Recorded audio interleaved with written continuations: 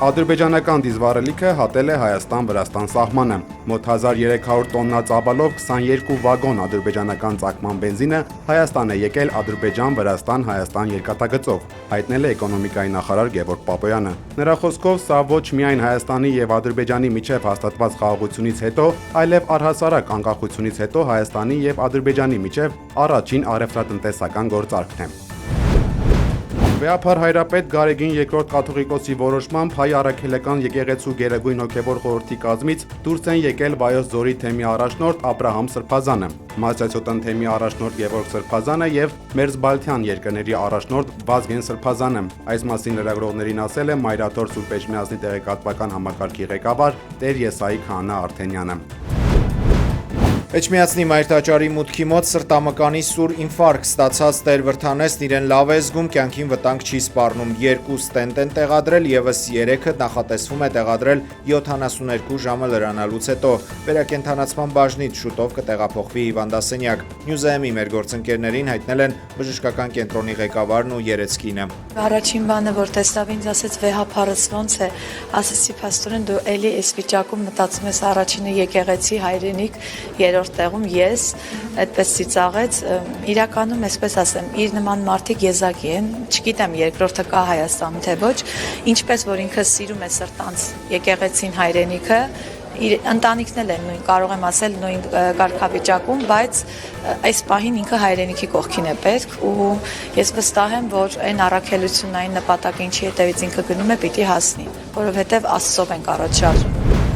Ամերիկայի Միացյալ Նահանգները անորոշ ժամանակով դադարեցնում են Գրին քարտի խաղարկության ծրագիրը։ Թրամփի որոշման մասին հայտնել է ԱՄՆ ներքին անվտանգության նախարար Քրիստի Նոեմը։ Աղմկահարույց որոշման պատճառը Բրաունի համալսարանում տեղի ունեցած ողբերգությունն է։ Գրին քարտով ԱՄՆ-ում հաստատված պորտուգալացի հերաձիգը սպանել էր 1 տասնյակ մարդու, 60 հոգու վիրավորել։ Այս ողբերգությունը Թրամփի համբերության բաժակը լցրել է, նշում են վերլուծաբանները, հիշեցնում, որ Թրամփը միշտ է դժգոհ եղել ԱՄՆ ներգաղթի քաղաքականությունից եւ վիզաների խաղարկության ծրագրերից։ Երբ նոյեմբերին Աֆղանստանի մի քաղաքացի նույնականացվեց որպես ազգային գվարդիայի անդամների վրա մահացու հարձակման հեղինակ, Թրամփի վարչակազմը խիստ սահմանափակումներ մտցրեց Աֆղանստանից եւ այլ երկրներից ներգաղթի նկատմամբ։ 2025 թվականին Գրին քարտի վիճակախաղի համար դիմել է մոտ 20 միլիոն մարդ, ընտրվել է ավելի քան 131 հազարը։ Ըստ ծրագրի ամեն տարի վիճակախաղով տրամադրվում է մինչև 50,000 գրին քարտ այն երկրների քաղաքացիներին, որոնք քիչ են ներկայացված ԱՄՆ-ում։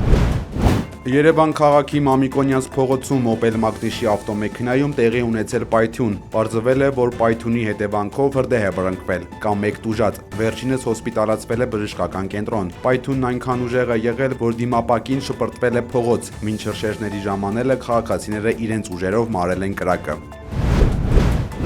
Ցեղասպանության կանխարգելման Լեմկինի ինստիտուտը բաց նամակով դիմել է ԱՄՆ նախագահ Դոնալդ Թրամփին պահանջով անհապաղ միջոցներ ձեռնարկել Ադրբեջանում պահվող հայ բանտարկյալներին ազատելու համար։ Ինստիտուտը կոչ է անում պատանդներին վերադարձնել մինչև հունվարի 6-ը հայ առաքելական եկեղեցու Սուրբ Ծննդյան տոնը։ Նամակում Թրամփին հիշեցնում են իր նախընտրական խոստումը պաշտպանել հայ քրիստոնյաներին։ Կազմակերպությունը նշում է, որ հայերի ազատումը կլինի Թրամփի մարդասիրական հաղթանակը եւ կուժեղացնի ԱՄՆ ազդեցությունը տարածաշրջանում, մասնավորապես Ադրբեջանի, Թուրքիայի եւ Իսրայելի նկատմամբ։ Ըստ Լեմկինի ինստիտուտի, հայ գերիների ազատ արձակումը միակ քայլն է տարածաշրջանում իրական խաղաղություն հաստատելու համար։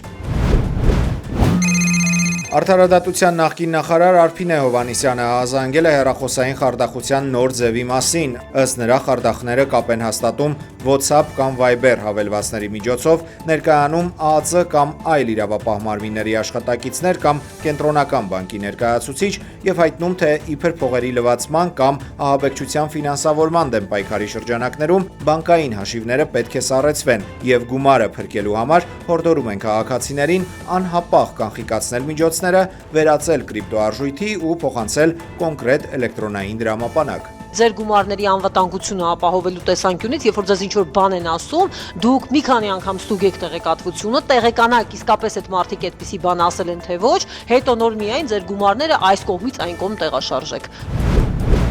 Ֆինանսների նախարարության նախկին պաշտոնյան մեղադրվում է ԵՄ միջոցներով կեղծ դրամաշնորհներ բաշխելու համար։ Ըստ նախարարության նա 2.5 միլիոն դոլար է յուրացրել։ Նախարարության մամուլի ծառայությունը հաղորդում է, որ 2009 թվականից 2014 թվականներին Եվրամիության հետ աշխատանքները համակարգող վարչության ղեկավար ԱԳ-ն յուրացրել է ԵՄ ծրագրերից ստացված դրամաշնորհները, հարուցվել է քրեական գործ, նրա դեմ միջազգային հետախուզում է հայտարարվել։ Ուկրաինական անօդաչուները հարվածել են Ռուսաստանի Օրիոլ, Տոլյատի և Դոնի Ռոստով քաղաքներին։ Հարվածների հետևանքով որոշ շրջաններ մնացել են առանց էլեկտրաէներգիայի։ Ռուսական հակաօդային պաշտպանության համակարգերն այս գիշեր ուկրաինական 94 անօդաչու սարք են ոչնչացրել, որոնցից 36-ը միայն Ռոստովի մարզում։ Եվրամիության առաջնորդները 16 ժամ քննարկումներից հետո այդպես էլ չեն կարողացել համաձայնության գալ Եվրոպայում սառեցված ռուսական ակտիվների հաշվին Ուկրաինային ֆինանսավորելու հարցի շուրջ։ Փոխարենը Եվրամիությունը որոշել է Կիևին 90 միլիարդ եվրո վարկ տալ 2026-27 թվականների համար։ Եվրոառաջնորդները դեռ չգիտեն, թե որտեղից են վերցնելու այդ գումարը, ենթադրվում է, որ դա կլինի կապիտալի շուկաներից ներգրավված փոխառությունների հաշվին։ Հունգարիան, Սլովակիան և Չեխիան չեն միացել Ուկրաինային ֆինանսավորելու որոշմանը և ազատվել են ֆինանսական պարտավորությունից։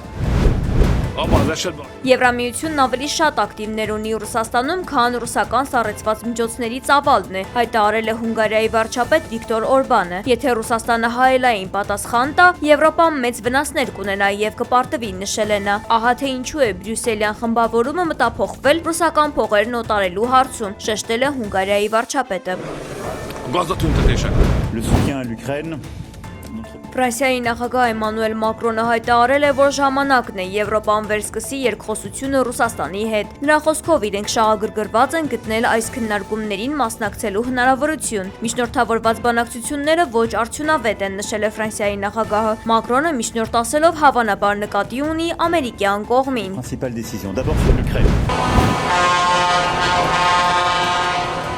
Եվրամիության մայրաքաղաքում տեղի ունեցած դրամատիկ իրադարձությունները ստիպել են եվրոպական առաջնորդներին գնալ զիջումների։ Հազարավոր ֆերմերների բուռն բողոքի ակցիաները, որոնք ուղեկցվել են ոստիկանության հետ բախումներով, տվել են առաջին քաղաքական արդյունքը։ 10,000 ֆերմեր Ֆրանսիայից, Գերմանիայից, Լեհաստանից և Իտալիայից մոտ 1000 տրակտորներով կատվածահար են արել Բրյուսելի երթևեկությունը։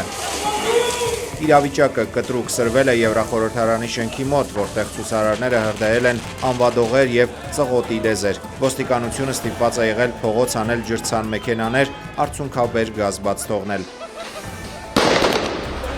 Ֆերմերների գլխավոր պահանջը կատարվել է, Եվրամիությունը պաշտոնապես հայտարարել է Հարավային Ամերիկայի երկրների հետ ազատ առևտրի համաձայնագրի ստորագրման հետաձգման մասին։ Ֆերմերները պնդում են, որ Բրազիլիայից և Արգենտինայից էժան ու ցածրորակ մսի ներկրումը կկործանի եվրոպական գյուղատնտեսությունը։